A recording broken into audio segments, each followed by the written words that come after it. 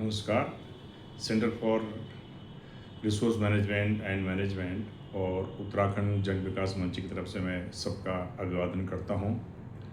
आज मैं इस यूट्यूब चैनल से अपनी बहुत दिनों बाद आपके सामने मुखातिब हो रहा हूं। बहुत ज़्यादा टूर में रहा हूं और पिछले 10 साल से कुछ संभ्रांत लोगों के कहने पर उत्तराखंड की राजनीति में मैंने उत्तराखंड रक्षा मोर्चा और उत्तराखंड समानता पार्टी का नेतृत्व किया और बहुत सारे जो पीपल सेंट्रिक जो इशू थे वो आज भी इतने रेलिवेंट हैं। जैसे आज सबसे बड़ा इशू है डीलिमिटेशन को क्षेत्र के आधार पर, जोग्राफिक एरिया के आधार पर करना। ड्रग्स का मेनेस जो उत्तराखंड में बहुत महामारी के रूप में फैल चुका है और जो इंक्रोचमेंट हो रहे हैं बॉर्डर एरिया में, जो सेटलमेंट हो रहे हैं बाहरी लोगों के और एंटी नेशनल लोगों के और फॉरेनर्स के, उसको मैंने बड़ी ज़ोर शोर से उठाया और उसको मैंने उत्तराखंड रक्षा मोर्चा में रहते हुए मैंने जो यहाँ पे जो पॉपुलेशन की जो पिछले 10 साल में जो इतनी बढ़ोतरी हुई है और इसका मैंने बार बार इलेक्शन कमीशन को लिखा कि वोटर का पहले आप फिर से जो है इंटेंसिव रिवीजन करिए।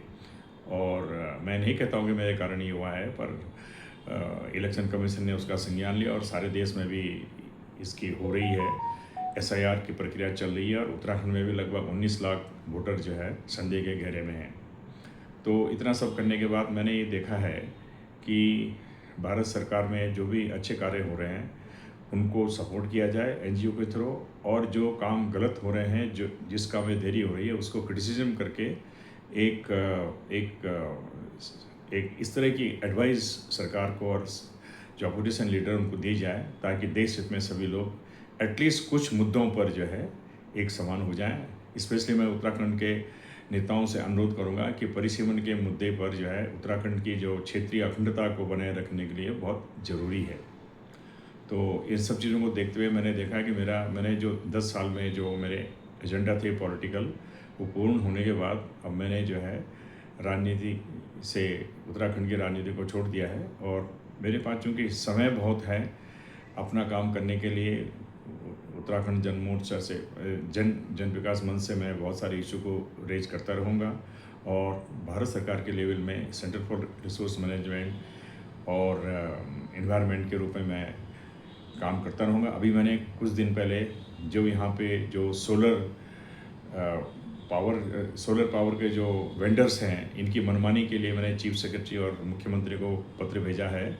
इन्होंने इतनी दादागिरी करके रखी हुई है, ये 6 महीने 7 महीने पहले तो जो है ये एग्रीमेंट साइन करते हैं और उसके बाद ये कभी अपनी एग्रीमेंट का पालन नहीं करते और 1200 रुपये हर विजिट के लिए चार्ज करते हैं। इसमें एसएस एनर्जी ने तो यहाँ इतनी तबाही मचा रखी है और मैं चाहता हूँ कि यूपीसीएल जो है Uttar Pradesh power corporation immediately इसका संज्ञान ले, मुख्यमंत्री संज्ञान ले और इनको यहाँ से भगाया जाए। नहीं तो इनको एक स्टैंडर्ड ऑपरेशन एक एसओपी की जो है पूरी गाइडलाइन तैयार किया जाए और इनको इस तरह से यहाँ काम करें ताकि जनता को नुकसान ना हो और ये प्राइम मिनिस्टर की जो स्कीम है ये सफल हो।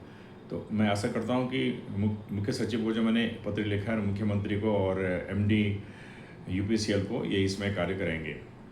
तो इसके साथ ही मैं विभिन्न इश्यूओं को लेकर के आपसे मिलता रहूँगा अपने ट्रस्ट के बेसिस पे। इस ट्रस्ट में बहुत सीनियर आईएफएस ऑफिसर हैं जो भारत सरकार के सचिव लेवल में जो है रिटायर हुए हैं, पीसीसीएफ्स और head of the forest force हैं। हमारे साथ कुछ महिलाएं भी हैं जो कि एनजीओ में काम करती हैं और कुछ बंधुगण हैं जो कि एनजीओ में रहते हुए काम कर रहे हैं। हम अपने सेंटर फॉर रिसोर्स मैनेजमेंट और एनवायरनमेंट के थ्रू हम इशू रेज करते रहेंगे। और वैसे भी मैंने रिटायरमेंट के बाद से 600-700 से आर्टिकल मैंने अभी तक जो है विभिन्न नेशनल न्यूज़पेपर में लिखे हैं जिसमें सरकार ने भी संज्ञान लिया है। इसके साथ ही मैं आप सबका अभिवादन करता हूं और हम बात बात में मिलते रहेंगे समय समय पर। धन्यवाद।